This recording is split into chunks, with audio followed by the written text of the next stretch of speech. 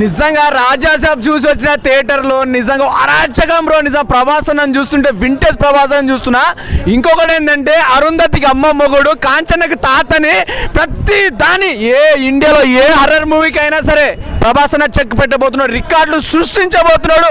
3600 కోట్లు 1200 1300 టికెట్లు పెట్టి రేట్లు రికార్డులు కాదురా, ఇప్పుడు 500 రూపాయల టికెట్లతో కొడుతున్నాము.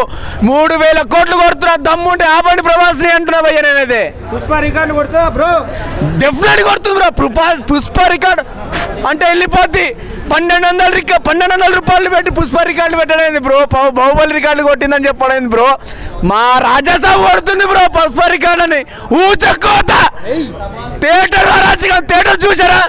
1000 మంది వచ్చారు థియేటర్ లో. 1000 మంది.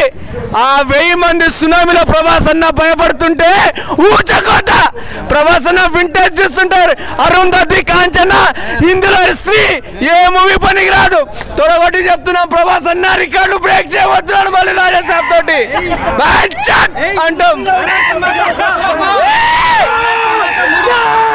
హర్రర్ సినిమాతో 3000 కోట్లు కాదు బ్రో, 3600 కోట్లు కొట్టబోతున్నాడు ప్రభాస్ అన్న. పుష్ప రికార్డు అంటే వెళ్ళిపోతావు బ్రో.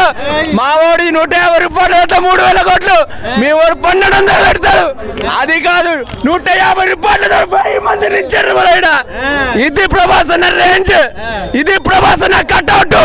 బాహుబలి ప్రభాస్ అన్న లుక్స్ మీద చాలా ట్రోల్ చేశారు కదా, ఇప్పుడు ఎలా ఉన్నారు అన్న? గ్లామర్ పిల్ల వచ్చిన కొడుకులు చోటేమియా పడేమియా ఏం చేస్తారు? ప్రభాస్ అన్న కట్అవుట్ ని తట్టుకోలేక ట్రోల్ చేస్తారు.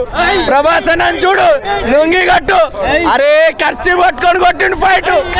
మీ అమ్మ నిప్పులు చెలరేగుతున్నాయి థియేటర్ లో, నిప్పులు చెలరేగుతున్నాయి. జై ప్రభాస్ అన్న.